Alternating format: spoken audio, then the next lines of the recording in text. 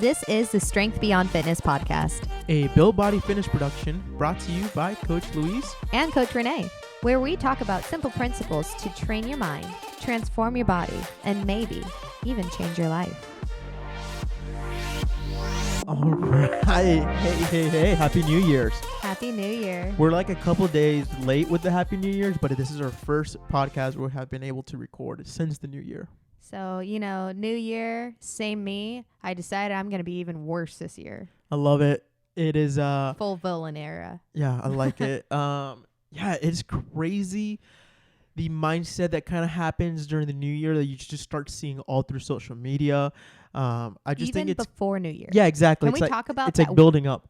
Can we talk about that weird, 2 weeks before the New Year, how everyone just had this this energy where one, we were kind of just all dragging oh my gosh, I just need it to be the new year, or the mindset of I will do that next year. Those are next year problems. Well, now next year is this year, and we had a whole week of everyone now looking from I feel tired to I feel overwhelmed. Yeah. Or oh my gosh, I got to take down the tree. I decided to jump into 5 different things.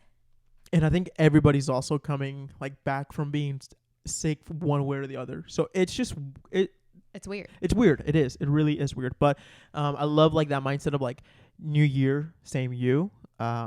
Because it's it's the same you, and you're making just small little changes. Because I see people that are new year, new me. Not to bash on it too much, but that new me is temporary. That new me is for maybe the first 3-4 weeks of the year, and then bam, you're back to your old self. Well, I saw, it was a reel, which means it was probably a TikTok about a month ago. I saw a reel that said, the new you isn't going to happen if you're bringing in the same exact habits from last year. So if you want to have these new accomplishments, you have to change something. Mm-hmm. But it's finding that fun balance of not changing too much, but also having a willingness to admit that something needs to change. Mm-hmm. I mean, if you're happy just the way you are, you're content, you're okie dokie, then tell me your secrets. That's impressive. You're okie dokie, man. I have not heard that in a while. It's a term we need to bring back. We need to bring it back. That, and I saw a post on social media, and this was pretty savage. Their nutrition, they probably have one of the best nutrition programs that I've seen out there. But they said everybody worries about their nutrition between Christmas and New Year's. They're not even Christmas, between November and New Year's. Well, their post was about between Christmas and New Year's. Sorry. Everybody's worries about how their nutrition is. No, you should worry about your nutrition between New Year's and Christmas. I want to say that was Precision Nutrition. If not, it was probably a Bio Lane. No. That was they're called Rep Nutrition. Ooh. Or RP Rep or RPE, something like that. We'll have to take a gander at them. Yeah, they're incredible. You know me, I'm terrible with names with everything, whether it's a song name, an artist name, a follower name, me and names. Oh my gosh! But names you mix up. But the crazy thing is, when I coached in group settings, I made it my goal by the end of that 1 hour to know everybody's name, and I was freaking damn good at it. And even by the end of that, next time I saw them, I knew their name. So, well, here's the difference I've noticed is you're very good at remembering actual people's names, people that you meet, people that you interact with. You are phenomenal at learning someone's name when you actually meet them. My downfall is it takes me so long to remember names. I need to repeat them at least 3, 4, 5 times. I try to make a joke of it hey, I will not be very great at names, but now you don't have the pressure to remember my name as much. We'll call each other friend. But then I'll remember these useless facts and be oh yeah, Macaulay Culkin was also in this movie. I would say your name memory is a lot more, beneficial, genuine. Yeah. So, but hey, you know what? To each their own. To each their own, which actually I don't judge you if you forget my name. If I introduce myself to you and you're In my defense, when I first met you, you were so weird. I was is your name Luis or is it Lewis? And you're you can call me whatever. No, do you go by Luis or Lewis? Mm-hmm. Whatever. Whatever. But that actually segues into what I want to talk about today, in case you guys can't tell. The new year mentality and, positive side is there's a little bit of this excitement, this new start of, kind of feeling like things are refreshed, that you can start new, which I do think that concept is awesome. But we really need to break down of what actually motivates someone. And that sounds kind of funny because I know if you've had a trainer or if you've worked with a trainer, the most common thing you're going to hear is, what is your why? Know your why. Dive deep into your why. And if you haven't, you're also going to hear it a ton from us. But on top of that motivation is understanding how.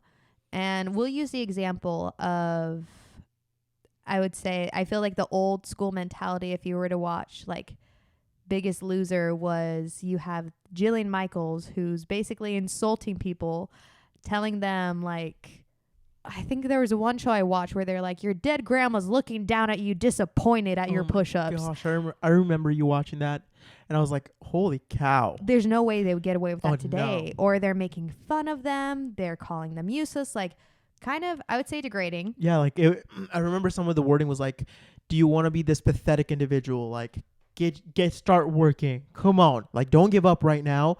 Like, you want to finish this session being accomplished or just being pathetic? And I'm like, oh my, if someone seriously said that to me, I'd punch him in the face. Like, well, here's the thing is, although people don't say it as drastically now, there are some people that still, to like a certain degree, say like, kind of puffing up their chest a little bit of like, you're either trying or you're not. And there are some people that need a little bit of that, harsh mentality to get focused. Whereas other people, you kind of need to like baby them a little bit and love on them. So I have one client. Oh, sorry. Oh, no, go. Yeah, I'll let you. I was going to say, I have one client. She grew up within the Hispanic community, and it was pretty common for, as you know, them to point out like if you've gained weight, if you've lost weight, and that was just a normal thing. And so my mentality when it comes to nutrition is very much like, we're going to talk about your feelings. How are we feeling? Where were you mentally during this like time of wanting to eat these certain foods?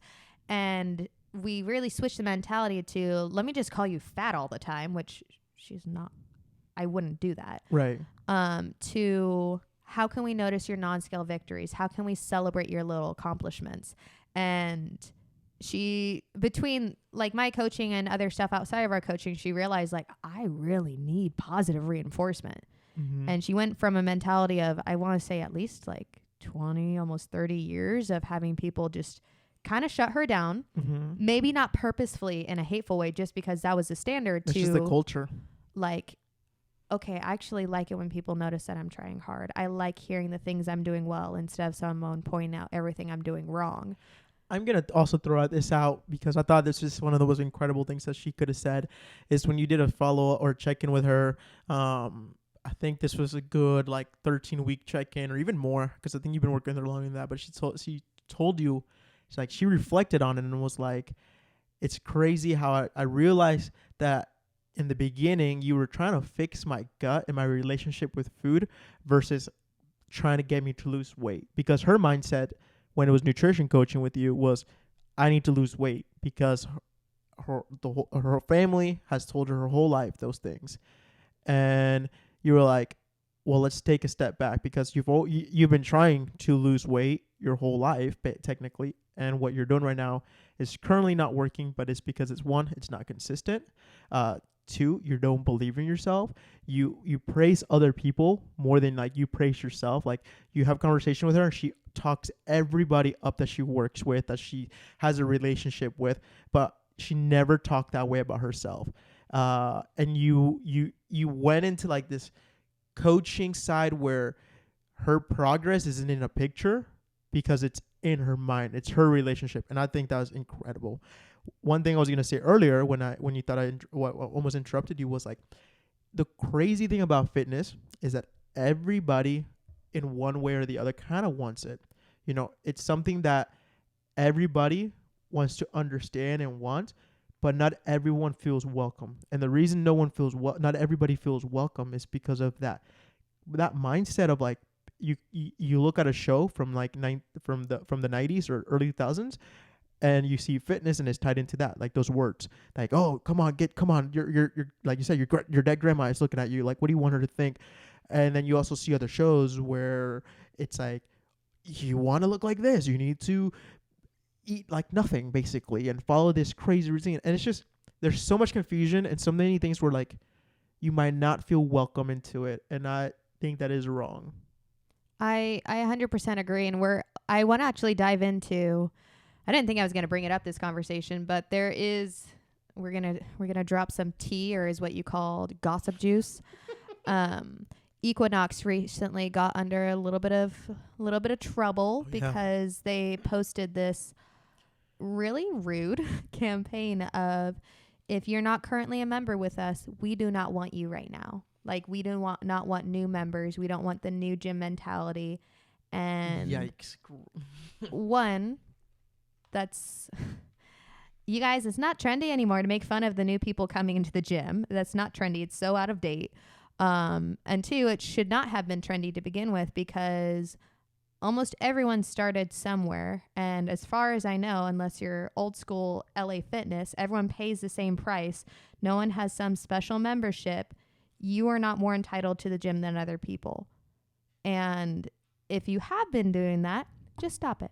We're going to drop that type of energy in 2022, because we're 2023. Yeah, we're dropping in 2022. Oh, sorry. That's 2022 energy. We're not doing that anymore. Yeah, we're done with that. We're dropping her. And the hard thing is, we don't want to gatekeep who gets to be fit and who doesn't, because I do agree.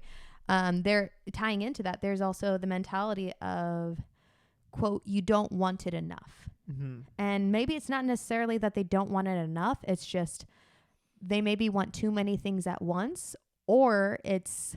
I think that's it. Like, honestly, people want too many things at once, and they may not be ready to fully admit that. And so we'll use the example of one of my very first clients that I had. She wanted to be in a physique composition.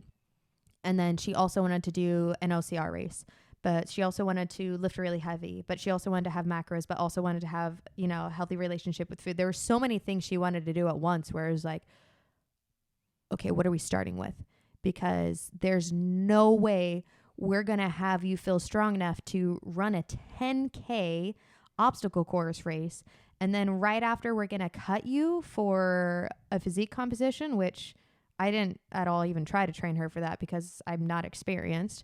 But it was just, sometimes you want so many things at once that you just end up crumbling, because you're trying to juggle all of the things. And we've had this conversation with, I think, every single one of our clients of, what is it that you actually want and what's actually doable right now? And it's okay if some stuff goes on the back burner. Yeah.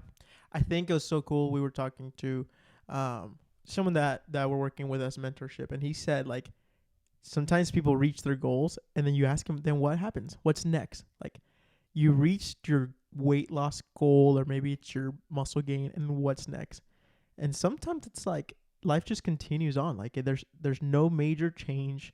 Like he said, your mind still working the same. Like he said, there's sometimes not a lot of changes, and I think that's like so important to understand, that, like, okay, you might want something super bad enough. Like, that's awesome. Like, I do not want to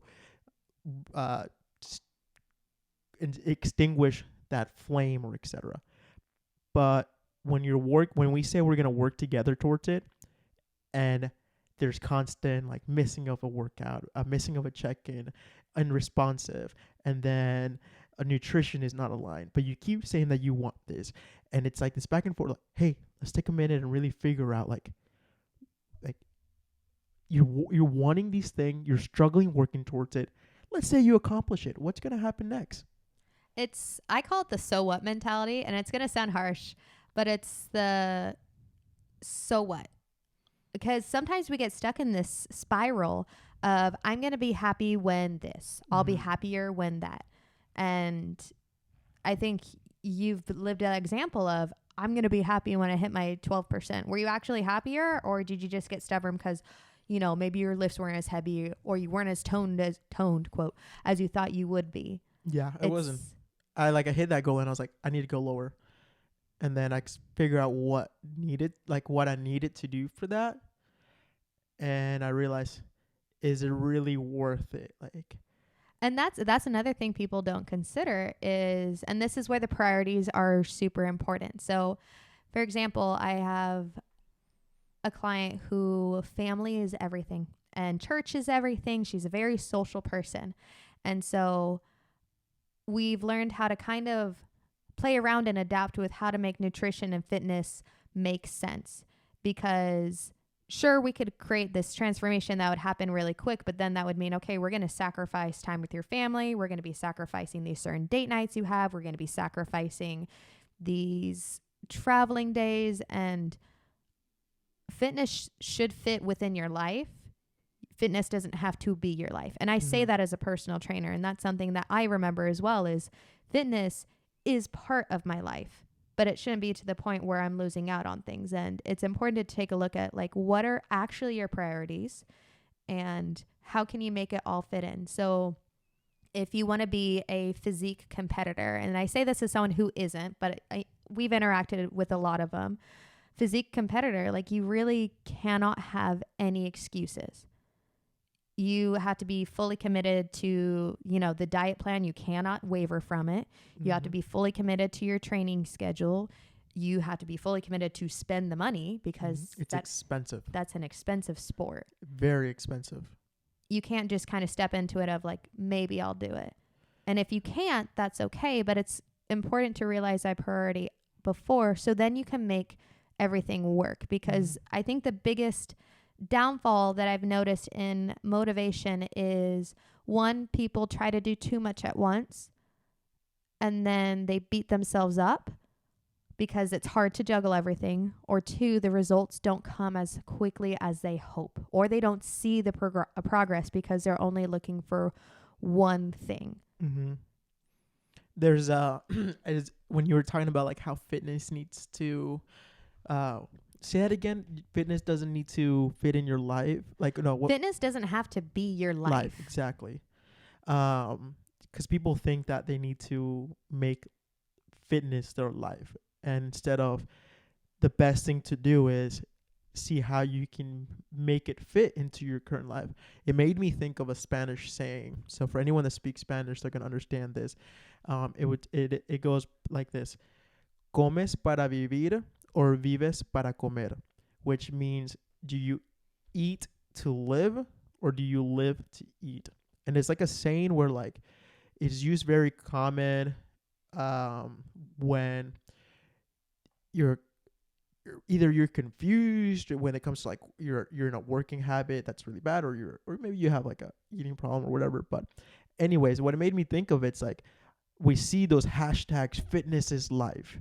And hey, hell yeah, I've said that. I think if you go on my Instagram, there's some times where like maybe I have said fitness is life, because at a point it does feel like it's life. But you need to understand: are you working out to like live a better lifestyle, or are you just living to work out?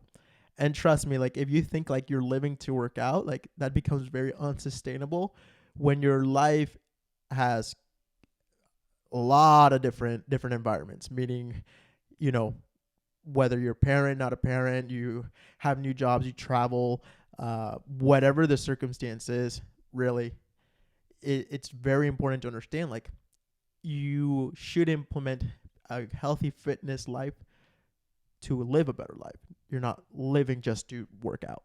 I don't know.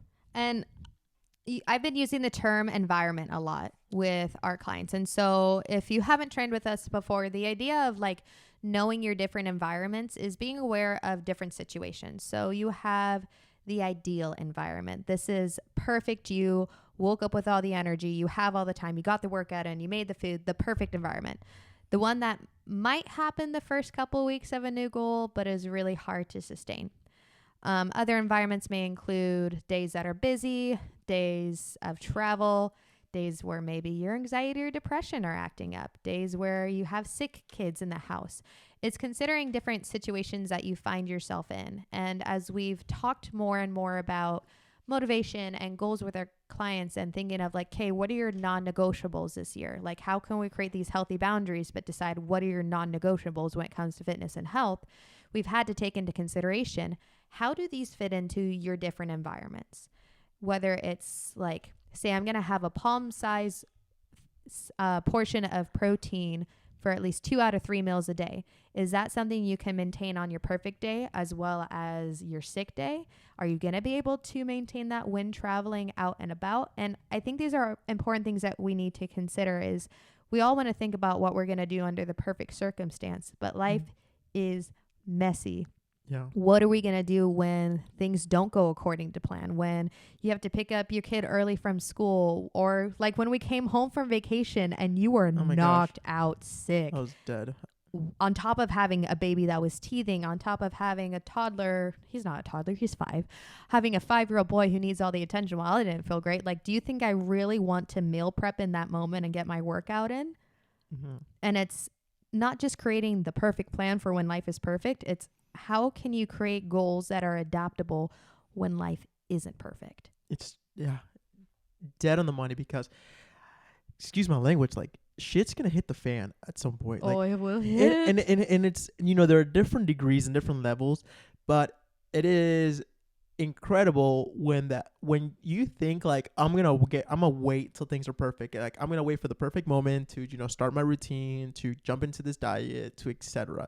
You really sometimes hold goals back because you're waiting for like the calm of the storm, and then you jump in and you start, but then you forget, like, I'm sorry, that it's not going to be calm always. It's going to come back and things are going to hit the fan. And how do you react to that? It's so crazy. I'm getting excited here, because what you were just saying reminds me of my favorite movie, which my favorite movie. You gotta say Chasing Mavericks. Let's talk about it. My favorite movie is Chasing Mavericks, which is a movie about Big Surf. If you haven't seen it has Gerald Butler. He's a beautiful human. Go watch it for him, or don't watch it for him. Watch it because it's a great surfing movie. It's so good. So this movie's about a kid that he was a really good surfer, like in his hometown, and he saw this gigantic wave one time, a big wave. We're talking about a wave that has a 30-foot phase, and he wanted to surf it, and his neighbor was surfing it, and because he was really good at just surfing normal waves, like, he thought he could just jump in. And then what Gerard Butler tells him in the movie, because he's his mentor, he tells him that big wave surfing, he says small wave surfing is about performing good when the circumstances are perfect. So you have the wave, and how to perform the best when you have like the best swell that comes into town. He says big wave surfing is the opposite. It is about how you can perform well when everything goes wrong, because although they're both surfing, they're totally different styles. Big wave versus small wave, and I love that. And I remember, because this is my favorite movie, and I watched it, and every time like I would come to that scene, I was like inspired. And okay, how am I gonna perform well in life when things go wrong? And I can tell you're inspired right now. You just got chills. I just got chills. Well, it got chills because, like, look how, if you've known me, for we've been married now for going on 3 years soon, and when COVID hit, like, my instinct, shit hit the fan. We were jobless. We did not have any help from the government at all. And my first instinct was like, hey, let's create a Facebook group. Well, let's do some live training. Let's get some people to pay. Like, I can't remember, it was like $30, $40. And like, we did that for 2 good months, were able to cover bills. And then when I got fired, because I was looking into, when I was looking into independent training, shit hit the fan. Oh my God. And now look where we're at now. I love performing. You do so well under pressure. I do so well. You're a diamond. Oh my gosh, I love it. But I look back at that movie and it inspires me a lot. So I think everybody should go watch Chasing Mavericks. It's not any streaming service for free, so you kind of have to pay $3.99 on Amazon. But it is worth it. Make a movie party out of it. Invite some friends so you can all be inspired. Yes. I also saw a phrase tying into that of the difference between an amateur and a pro athlete. Is an amateur will do it until they get it right, whereas a pro athlete will do it until they can't get it wrong. Ooh, chills. And oh my gosh. It's such an interesting mentality. And I think even just taking that alone of one, accepting you aren't going to be perfect, and that is okay. My gosh, I wish this was a video podcast because I'm smiling so hard right now because I just feel so stoked. I am a very competitive mindset person in sports. So when you say something like that, I'm thinking of like when I used to wakeboard, when I used to play volleyball, and it's like I think we're wanting to talk about mindset and motivation. I think that's an important one to understand what kind of individual you are. I am very sport oriented. Renee is not sport oriented. I have feelings. But I mean, like you give her any sport with a ball. Oh no, I'm useless. Please do not make me play any ball sport. They terrify me, especially I have really bad night vision, okay? I can't see at night. I shouldn't drive at night. And if we're playing pickleball at night and it's a very darkly lit court, I'm sorry, Tim Vogel. I'm not a very good night player. Dropping full names here. Yeah, so she's not in the mindset of like that competitive drive when it comes to a sport, but you put her in an OCR race and man, I'll take you down. Yeah, she's competitive. So I think it's really important to know when you're wanting to really bring in a competitive mindset into your fitness life, what kind of competitor you are and how does that affect your motivation into working out. Are you in a competition against yourself? Are you in a competition with a friend, like a gym buddy? Are you in a competition in a group? Sometimes you might enter a gym and they'll do like a group competition where there's a big prize in the end, etc. Is that what you need? I don't know. It's just, I think it's something very important to understand. And even diving deeper into knowing what type of competitor you are is being aware of the competition that you're putting yourself up against. And so like a common mentality that I've seen is I used to do this, I used to do that. And it's two completely different lifestyles, in a way, it's like two different people because of what you have going against you, what you have balancing, what you're able to do, to where it's like for some people, yeah, it might be really good to compare yourself versus person you were yesterday, a couple of years ago. For others, it might just be like, okay, compete with whatever you woke up with today. I know with you, you're really good at competing against other people. You're very competitive. We used to do these My Zone competitions, which I would crush you. I know every time you crush me, but that's because your heart rate I have a ridiculously high heart rate. Yeah, I've managed it. You sneeze and your heart rate goes to 202. Whereas I feel like I'm really competitive against myself in a way, to where like I don't necessarily need outside influences in order to just go. Yeah. But I want to kind of tie it back into that old school mindset of you need the drill sergeant and you need to beat yourself up in order to feel positive. So for example, I said I'm the one that has feelings. I am greatly motivated by working out to maintain my mental health, working out to manage my autoimmune disorders. Everything comes to like, how can I feel better? This is how I manage things. It's, say if you have medication that you take every day, this is part of essential medication that I cannot miss. Whereas I love that. I think that is one incredible mindset to have. It's taken a while to build up though. And sometimes I falter from it and I have to remind myself, especially because the way you motivate is so different. If I were to go about your motivation, I would crumble really fast. And that's because when I get stuck in the mindset of, oh, my body stats aren't where they should be, I should be doing this, I should be doing that, I wish I weighed this much. When I start to get to that mindset of getting too obsessive over numbers, that's where I notice my motivation goes away, because it stops being how can I better myself, how can I feel good, to why aren't I like this? Whereas I remember your biggest motivator when you were kind of going through your little something was you saw your body stats and you're like snapped into action of, okay, I'm changing. And it was it was polar opposite of me, I feel like. Yeah, so it's funny because if we go into that time where I was a little slump, so little background, I guess through COVID, I lost a lot of like motivation because of gyms being closed. I need a gym environment. I need people around me. I like to be the strongest person in the room when I'm working out. Whether I'm not the strongest, like that's what I want to become. So it was really difficult for me. Then, things opened up, but life got really busy.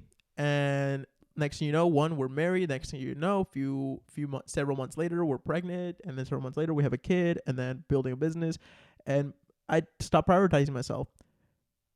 I did gain weight. I did not get to. I got to a body fat percentage that I was not happy about, and I did make that that full I was like, okay, bam. I didn't be like I just. It was just a snap, and I went into game mode. Can I actually back up a little bit? Yes. I want to back you up a little bit because one, I do want to shout out this man prioritizes providing for his family like no other. So it wasn't like he had just given up. He was just so focused on how can I love the hay out of my family, and is such an amazing attribute. And one of the things with gaining weight, it wasn't just an aesthetic thing. Like we've mentioned, or maybe we haven't mentioned it to you. He does have some back issues from some previous things that happened, to where when he is heavier, the pain is more persistent. And it got to a point where you were struggling to get out of bed some mornings. And I know if you're showing it, that it's way worse than you're telling me. So it wasn't just like, oh, I gave up. It was like, no, you were busy. You started prioritizing everyone else but yourself, and your body was sore. And even though your body was sore and you knew in your mind that movement was the medicine that you needed, it took seeing those body stats to really snap into reality, because you're a numbers guy. I am a numbers guy. So when you saw the numbers, you knew you got a confirmation of what you knew. Yeah. And I immediately went into crunching numbers. I went into, okay, in order for me to get down to where I need to be, I started crunching numbers on the amount that I need to work out. I started crunching numbers on my macros. But because it was a competition against myself. So I can be competitive against myself, but it's not sustainable. It's different. Yeah, it's different. It's not sustainable. So I did incredible for, I don't know, 3 months, and that competition against myself sort of went down a little bit, and I thrive more on competition against others, and I shift my mindset a little bit. I try to find, okay, how can I be competitive against someone else, or how can I place myself in an environment, even though now we have a home gym and I'm not working around people where I feel like the strongest. I'm not going to be like, oh, yes, I'm strongest person here next to my wife. That's, yeah. But I've had to really hone down, okay, how I'm not in an environment to be to be competitive with someone else. I haven't joined any competitions, but I don't know. You adapted to your current environment. I adapted to my current environment. That's the best thing I can say. And sometimes I get competitive against my own clients, or I get competitive against another friend. Even some of my clients are friends that I'm training online. I find I've been trying to be competitive against myself with some Snapchat memories from a year ago, where I was lifting. I saw a video of me lifting, let's say, a deadlift, and I'm like, oh, this week I'm gonna do better than last year. See, I think that's so interesting. Is I have to tread really lightly on looking at some old videos and photos, because as someone who's had 2 kids, my body has shifted, and certain parts of my body look a little different than they used to. And this isn't me saying woe is me, but sometimes I'll look at pictures and videos and be like, wow, I've come so far. And other times I'll be like, why don't I look like that? And I mean, body dysmorphia, that's a whole other topic for another day. But it really comes down to know what actually is motivating you, aka the thing that drives you to be consistent, but don't beat yourself up. And I think that's why you do really well with the stats, is you're able to take some emotion out of it and find a way to continue to move forward. Whereas I can take some stats. I've gone on and off with macros just as a reminder of okay, how can I find that steady flow of foods that I should eat so that I can eyeball things. I've done, tracking when it comes to programming, but I have to tread really lightly on tracking my body weight and my measurements, which sounds really silly. And you might look at my page and be like, really, you? Yeah, you never know. Some of us gym people have, kind of a hard time viewing ourselves in a different light. And if you're someone who struggles with your body image or feel like you have an off perception, one, obviously you can't always reach out. get professional help. There are awesome resources out there. But two, that's where different non-scale victories and having really simple goals are super beneficial. So for someone who struggles with mental health, I try to focus on more of like, how am I feeling? Am I having a day where I feel really foggy and lack energy, or do I feel like I have a little bit more that I can give? Do my hips feel really tight, or do I feel like I'm able to teach a cycle class full send without as much caffeine? Mm-hmm. So for someone like me, I go off a lot of feeling. You may be someone who needs a lot of numbers, a lot of stats, or somewhere in the middle. Yeah. And it takes time to figure that out. It does. Now that I'm looking at it, like how you said, for you that movement has become like a medicine that you take daily, so that the way you said it, I loved it. But if the past, I want to say, the past about month and a half, when you're like, are you gonna work out today? I'm like, oh, I will. I'm definitely gonna work out today. It might be a late workout, but I'm gonna work out because my back has been feeling the best, and I want to keep that going. Like I want to make sure I'm not back again at that point where I'm waking up with my back being It was painful. so bad. Even just like doing good mornings, like I just felt that in my low back, and it was because I wasn't taking care of myself the way I should. Like mobility wise, I rock mobility. I'm just saying that. You're really good about doing mobility. I'm gonna brag about that. My mobility kind of rocks, but everything else for a time, my progressive overload wasn't there. My nutrition wasn't there. I would hyper focus in projects within the garage, projects within the business, projects in the backyard. Like I would hyper focus projects. Yeah. And I was and obviously the family, making sure everything's really well for the family. And I stopped taking care of myself. But you've been a huge help in the way to teach me that balance, because prior to, Build Body Fitness and like the coaches that we are today, you and I came from two different complete mindsets. Which is so funny because we literally came from the same gym. Yeah. Same training, but the way we thought about it was so different. Mm-hmm. And I want to throw out there too, like if you do need to take medication, like there's a time and a place. This isn't me putting a downer on like you shouldn't take medication. I love that. Background, I have lupus, rheumatoid arthritis, and endometriosis. I will say they still are kind of tender to talk about. I am getting more out there about it, but I've noticed when I am prioritizing movement, getting in a well-balanced diet that prioritizes protein, fiber, fruits and veggies. When I'm sleeping, when I'm managing stress, that is when I feel my best. When I'm slacking on those, that's when I notice my body is more likely to have a flare-up, when I'm more likely to feel foggy, when I am in pain more. There are some things that are outside of my control, like when things are really cold, my body doesn't do well. So I'm not going to be like, Renee, you need to full send it even though it's cold. You suck it up. Like, no, my body says no. I need to take a step back. But there's a difference between my body is physically saying no versus my mind is kind of like, I don't want to. And so movement, and when it comes to health, it really is medicine for me. I want to know, how have you discern, I guess is the word, for both, like when it's the body, when it's the mind? That's really interesting, because I have worked with several people that have autoimmune disorder, and it's really hard for me. It's difficult to coach them on the side when they're canceling because they're in pain, or we need to change the workout because they're in a lot of pain. And it just seems like there's just been a lot of, like, instead of progress, it's been a lot of what's the opposite? Regression. Sorry, English for a second just went blank.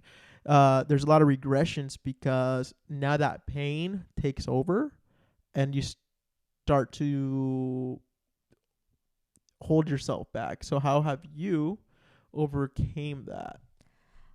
I think it's hard because when it comes to pain and perception of pain, there's so many different factors to consider. So for me, what I've been able to tell the difference of is, one, I had to just give it a chance. And that sounds really silly, but there was a time when I was really young and my pain just kept getting worse. I was constantly in pain. I didn't understand why. So I just kept taking medicine upon medicine upon medicine. And I'm the type of person where I can build up a tolerance really quick. And so I remember talking to my friend's mom, and saying like how much of a certain painkiller that I was taking daily. And she looked at me in shock and said, that's, you know, you could take down an elephant at that I know point. you were like 80 pounds. I was also severely underweight. And so she talked me into looking more into holistic options. And with that of like, okay, let's try to like eat a little bit cleaner, and even maybe movement's really hard right now. So just kind of move around in a pool, like start really small and really simple, but like you have to be willing to give it a chance and trust it. And like, given we were working with doctors too, so there was lots of other things, but I think that's the hardest thing is I had to trust that I was going to work. And I couldn't be so afraid of the pain, and then kind of rating how much pain I had that day. How did you trust it? Like and it's, I know this is like a deep dive, but it really, I want to know that because I haven't really experienced anything like that.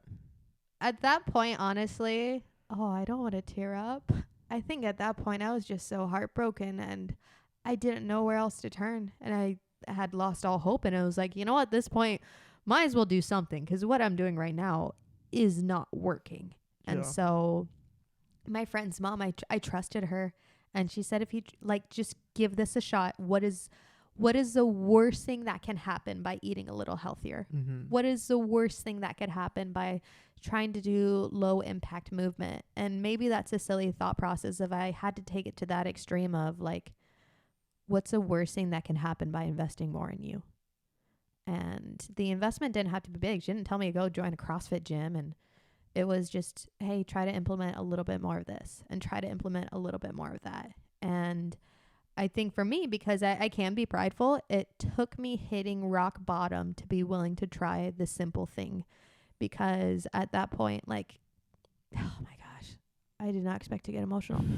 Sorry. At that point, I didn't think I was going to go this route. Yeah. We were going to doctors all the time. I was in and out of the hospital. We were getting these scans and these tests of like, could it be cancer? Could it be meningitis? Like, it, honestly, you guys, I didn't get this diagnosis until 5 years after, I had this whole flare up. But it took me hitting rock bottom and being willing to try truly anything or everything. And when I say anything and everything, that doesn't mean an entire life shift of like, I'm going to change my whole life. It's, I'm going to try this one thing. I'm going to really try, give my whole heart. If you've been in one of my cycle classes, I'm going to give my whole heart, whole mind, whole booty to it. And it worked. And I think that's the biggest thing is when you're trying something out, you have to give it more than just a month. It might take 4 months, 6 months, a year.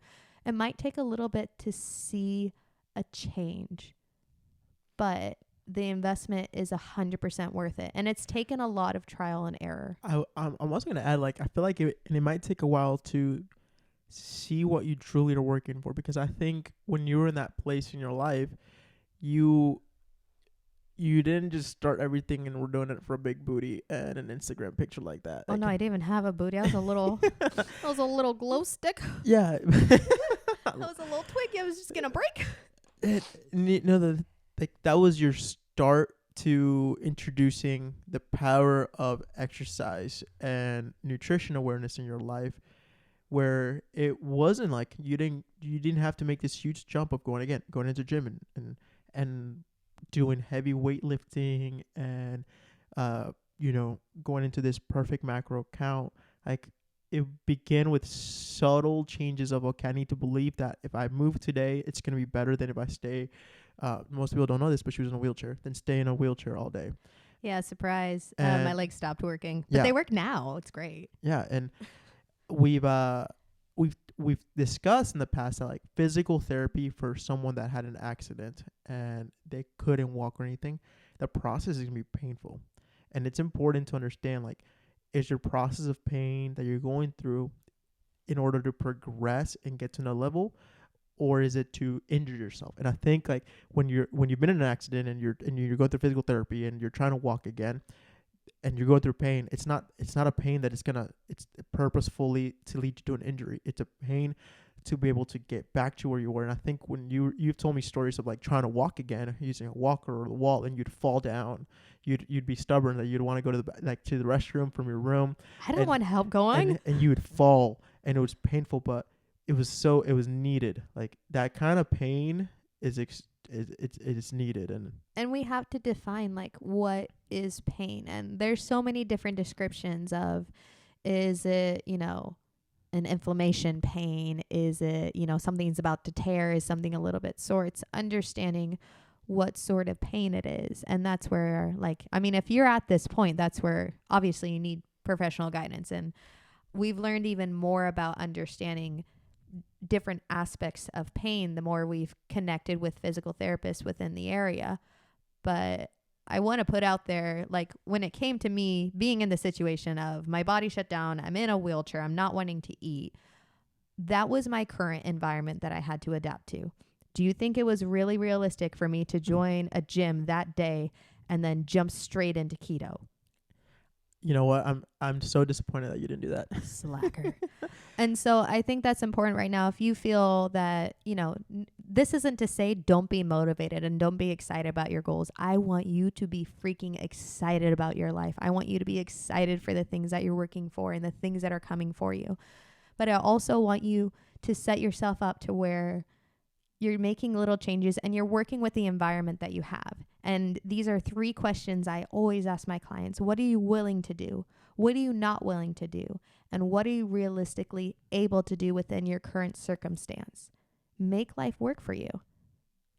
And when it comes to making not necessarily fitness be your life, but make your life include fitness, it really comes down to what can we do to help you be the best version of you? And so I probably annoy my clients, but I'm very stern about, like, let's just focus on one thing at a time, one step at a time.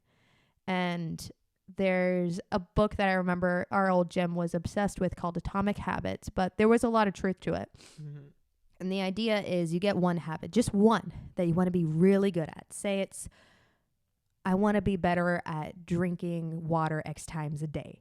And so you connect that habit with, okay, every time I pick up my phone, I'm going to take a sip of water. That'd be a lot of water. Yeah. But you're tying an old habit you already have to a new one and kind of building on it. I had a client where what she did was she was notorious for falling asleep in her makeup. And so what she started doing is every time she would go and brush her teeth, her habit would be grab something to clean her face. And so it was something that she already had and she built upon it, which is a lot easier compared to, okay, I'm going to create this whole 12-step nighttime regimen that I'm going to keep to, and I'm going to fall asleep by X amount every single day. Yeah. Maybe that's not realistic for you right now. Well, what's crazy is like the one thing. Sometimes like you might start out in your journey or etc. And your mindset is still kind of wobbly, like it's something that you want, but it's not like a firm, like, oh man, like my mindset is exactly like all those gym goers. And your motivation obviously is tied behind several personal things. But sometimes that one thing that you work on and you start getting good at it can bring the dopest excitement ever. It might be that little bit of fire you need. Yeah, no, it's straight up fire and excitement because, like you said earlier, like we want people to just succeed and be stoked, because when you can discover what your body can do, like in like how it can progress different things, it is extremely exciting. And if you don't feel that excitement with me, I guess like your body can do whatever. We gotta change that. It's like, let's change that. Like go and do it. And I promise you, like you're gonna find something within an area that you're gonna obsess over. For a while, for me, was handstands. I remember it's like, oh man, the body, like I could do like handstands and I got obsessed over it and over it and then I had muscle ups for a while that you definitely had muscle ups for a while. That were like my thing. And it was once I discovered that I was able to do that, I got super excited for other things. Like I think muscle ups like took me into rock climbing and etc. Like my body being stronger there, and then handstands I started doing just like Zumba classes and things like that. And obviously like Zumba doesn't do handstands, but like I don't know, it was just like a thing where like you were open to doing different types of movements. Yeah, exactly. Because like handstands remind me of like breakdancing, even though I'm not a breakdancer, but I was like, I could like Zumba dancing or whatever. I don't know, totally random. But like it's those one things really like can lead to some incredible changes. Yeah. I'm going to talk about Sarah. I don't even know if you're listening to this, Sarah, but you better be. So Sarah, when I first started training her, she would do the Peloton occasionally. She came in, she wanted to get toned. And I remember the first program I had her do, it had doing 15 banded chin-ups. And she looked at me like, you're nuts. And then I had her do a hex bar deadlift with 10 pounds on each side. So she's going to deadlift with 65 pounds. And she looked at me like, you are freaking nuts. And that was pretty much the first, 2 months was she was very quiet, a little bit like unsure. And she thought I was crazy. She kept showing up though. I mean, she showed up 3 times a week. And now she will work out on her own, which she didn't do before. If I even consider touching the bar, spotting her for bench, she just gives me this look like, you back off. And now she brags about going in the gym and being able to knock out 5 unassisted pull-ups, no problem. I think she's up to 8 now, actually, of getting her deadlift super heavy, feeling like the strongest in the gym. And it's been crazy to see. I want to say it's been almost about 2 years. It's been 2 years of training, and that mindset of initially of like, I just want to move more, be toned, maybe build up confidence, to like, watch me. Yeah, no, she's total badass. I think the story behind we worked at another gym when you were training her, and I remember very clearly it got put on a text message. There's a lady interested of working 3 times a week, but it was like 8 p.m. at night or something like that, and all the other trainers were like, I don't want to work at like 8 p.m., 9 p.m. And you took her. I'm like, I want money. Yeah, you were like, well, yeah, we were definitely in a spot in our lives that we needed it. Like, we were taking anything in that gym.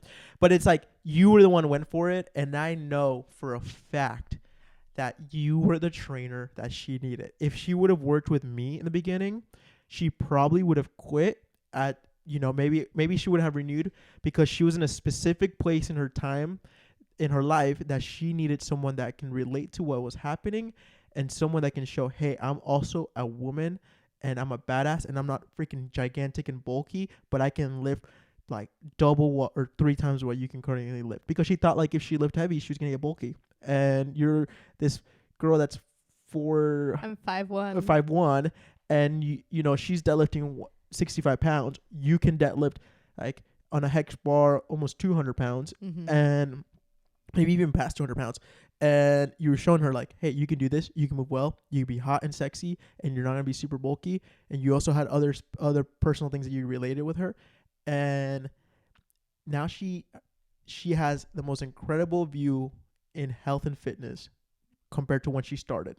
Like, I'm so proud of her. Yeah, it's incredible. But it was only possible really because you took her in that time. Like, you were the one that went out of your way, became her coach. And I know that gym does have a lot of good coaches, but no one would have been able to we had a connection. Build that relationship that she has now.